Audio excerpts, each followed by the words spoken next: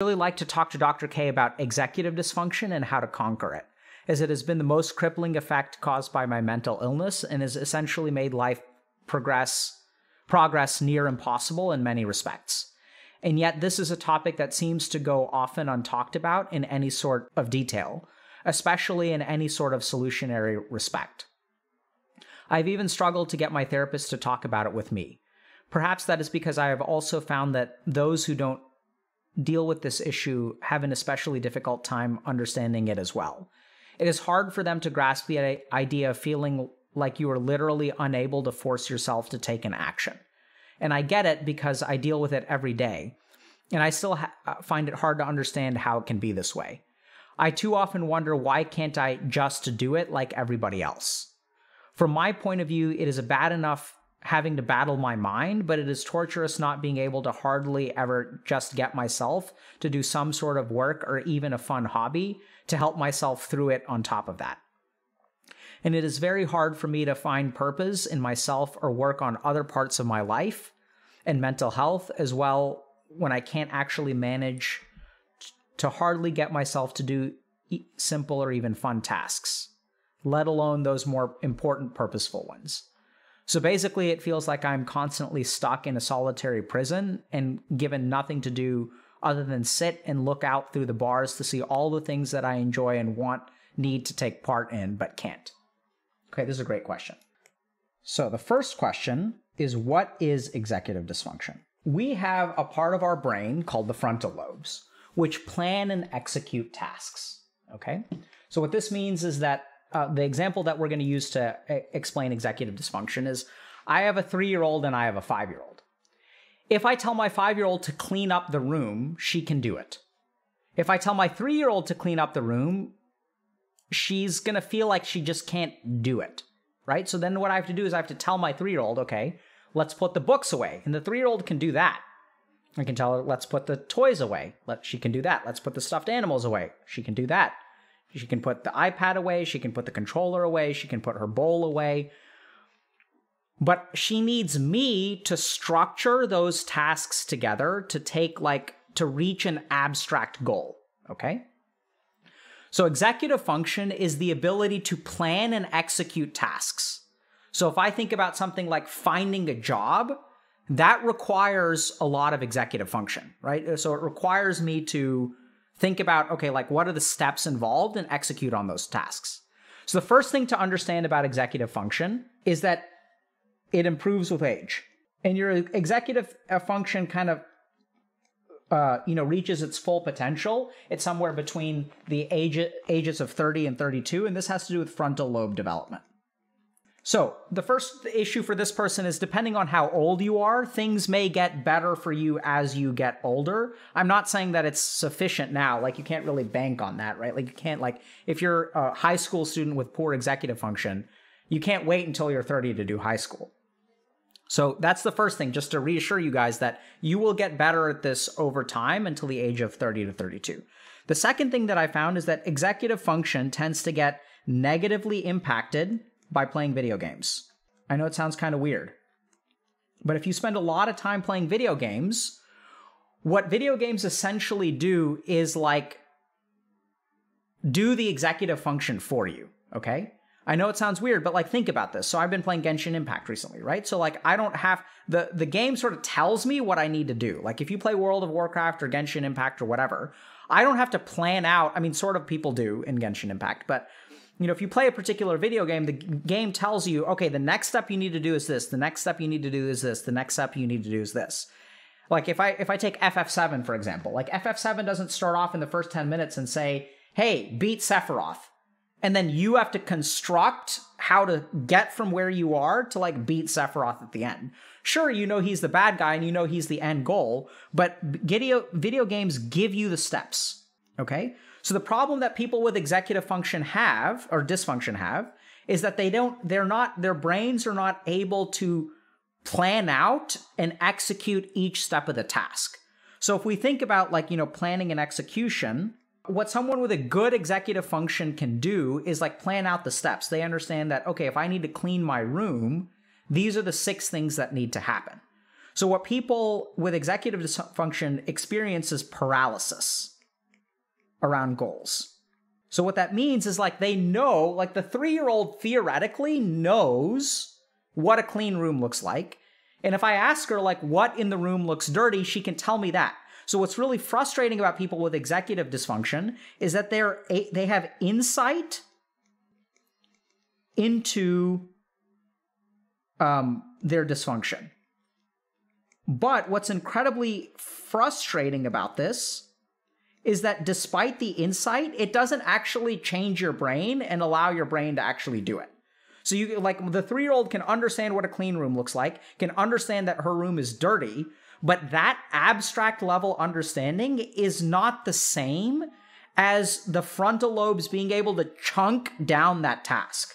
So really what executive function is the ability to take one task and like chunk it into pieces, right? So when I plan and execute, like here's find a job or clean a room. And it's being able to, like this process is what's messed up with executive dysfunction, okay? And understanding it, insight into it is not the same. It's the ability to like think through what to do. So another example is like, sometimes we'll have like, let's say like you're hosting a party. So people who are event planners have really good executive dysfunction. So like they like plan out this big task. Okay, let's throw a wedding. This has to get done. This has to get done. This has to get done. This has to get done. So they're very good, like very organized. So the problem with executive dysfunction is that we aren't able to like figure out how to chunk up a task and execute on it. And it feels incredibly paralyzing because our brain is literally not able to do this. So if we think about how do you start on a task that's too big? You can't. So this is why people feel paralyzed, because if the task is too big, you literally cannot do it. Like I can't, like if I were to tell you, win a Nobel Prize, like how do you even start with that? Like that's crazy. Like you may be able to theoretically map out what needs to be done, but you can't actually break it apart into like its subsequent pieces and actually execute on it. So then the question is what to do about executive dysfunction, actually. And this is where there are a couple of things to recognize. So when people have paralysis and executive dysfunction, there are a couple of different components. So when you're paralyzed towards a behavior, there are 3 things that I'd like to talk about. The first is operationalize. So what this means is like there's actually a formal process that you can get trained in to do this. So this is what we call operationalizing problems. In gamer terminology, so like back when we did a lot of work with gamers, I know we still do a lot of work with gamers, but I used to do a lot of work specifically around video game addiction. And what I would teach people is how to change an open-ended problem. So this is something like win a Nobel Prize or find a job into a close-ended problem. So what that means is to essentially go through the process of converting an abstract thing into like a discrete quest goal. So like forget about the quest chain. We're going to like, because we can't map out the quest chain. So, or actually what we're going to do is we're going to take a goal and we're going to map it onto what we call a quest chain. And then the quest chain will have discrete pieces. So this is called operationalizing problems, which gamers are bad at. The really interesting thing is that gamers are actually better than the average population at this piece. So if you give a gamer a very discrete task and you give them an end goal and you give them all the pieces, they will actually outperform regular people when it comes to doing that task. So this is a real scenario, okay? I was taking a class at Harvard Business School.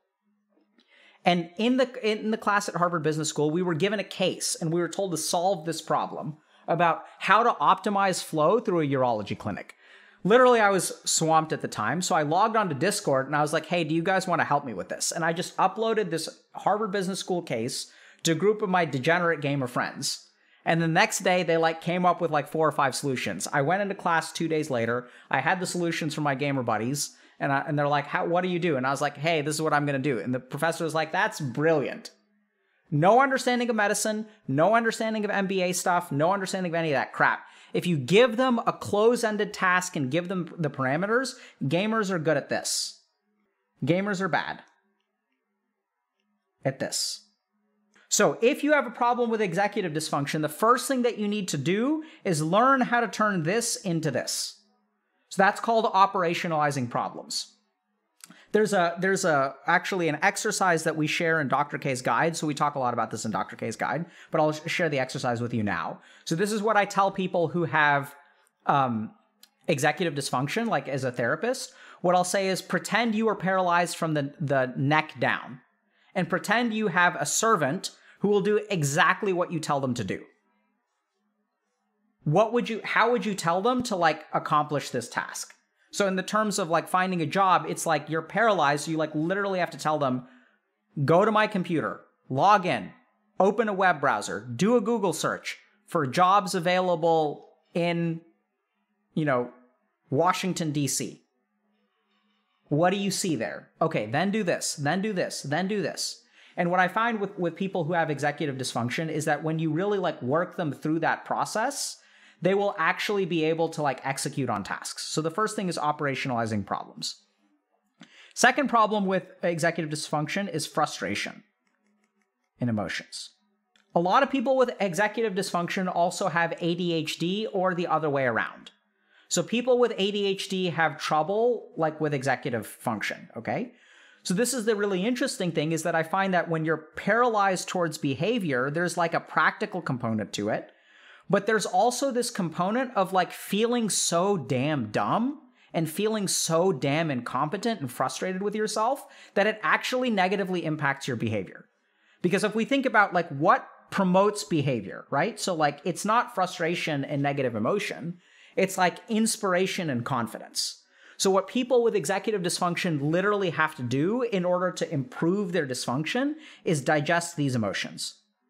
So we'll do therapy around this. Because anytime you're thinking about taking a behavior, right? Like, so if I have an idea and then I want to take an action, what goes in here? What is this composed of? It's composed of operationalizing. And then there's going to be good emotions. And there's going to be bad emotions, right? So there's like a war between my good emotions and my bad emotions in terms of whether I take the action or not. If I think I'm going to fail, if I think I'm good at it, like if I feel confident, then I'll take the action. So those are a couple of pieces that go into it, okay? So we're paralyzed towards a behavior. We have to learn how to operationalize. We have to learn how to like deal with our negative emotions and frustration. I think generally speaking, I just do two things with them. So we tend to get to processing their negative emotions, and then we operationalize problems, and we use that exercise, and that tends to be actually like the way that you deal with executive dysfunction. And the third thing to remember is that over time, you will actually improve. Okay? Yeah, so people are talking about meditation. Absolutely. So you can also do meditation, right? So it's good. Thank you, chat. See, chat is learning. So if we talk about strengthening your frontal lobes, meditation actually strengthens your MPFC, your medial prefrontal cortex, which is going to be like a big part of what we want to talk about when it comes to operationalizing problems. I think another thing that we want to talk a little bit about is you have to be careful about the thoughts that keep you from starting. So this is also like another cognitive skill that you can learn. So anytime someone has, this is related to the emotions, but like if you think about problems with operationalizing, like this is where the what ifs happen, right? We were talking about the what ifs earlier. What if? So there are a lot of thoughts that keep you from starting. This kind of has to do a little bit with like procrastination. So sometimes like, perfection can actually keep you paralyzed as well. Like you want to do it perfect. You don't want to like get a B, so you're not even going to try until you're sure you can get an A, you're not even going to, you'd rather have an F than a 10% or 90% chance for an A, right? You want a 100% chance of an A or an F. So this is where there are particular like psychological complexes or cognitive things which you can actually work on. These are almost like some scars. So we talk about a couple of these in Dr. K's guides. I'll try to, map more stuff out. But when it comes to solving executive dysfunction, it gets better with time. You have to learn how to operationalize, which you can practically do. Deal with the negative emotions that keep you from acting. You can absolutely meditate. And then the fourth thing is that, there are particular thoughts, there are particular other challenges that arise which have specific solutions to them. Questions about executive function. Does it degrade after the age of 32? Not really. Is it different from motivational issues? No. So here's the problem. There's no Sanskrit word for motivation. So motivation, I think, is one of the worst words in the English language because it lumps together all of these disparate processes under like one term.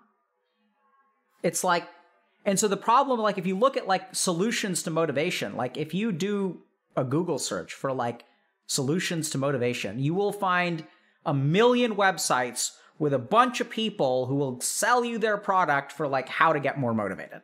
And we're guilty of that too. The problem is like, if there are all these solutions to motivation, like why isn't everyone super motivated? None of them work. Why don't they work? Because it's a problem of misdiagnosis. Motivational problems could be ADHD. It could be executive dysfunction. It could be trauma. It could be like a lack of clarity of goal. It could be that you're not motivated because it's something you should do instead of something that you care about. There are all kinds of like nuances to motivation. It's actually a bunch of different neuroscientific, psychological, and spiritual problems. And the way that I help motivate people is because like I don't call it motivation. It's like, what's your actual problem? So you could look at someone with executive dysfunction, and you could say this person has a problem with motivation, but they're absolutely, they can't act when they want to act, right? That's what motivation is. But if you look at it, like their actual problem is not a lack of motivation, that's a symptom. Their problem is executive dysfunction. And so in that way, a lack of motivation has a differential diagnosis that includes a lot of different things.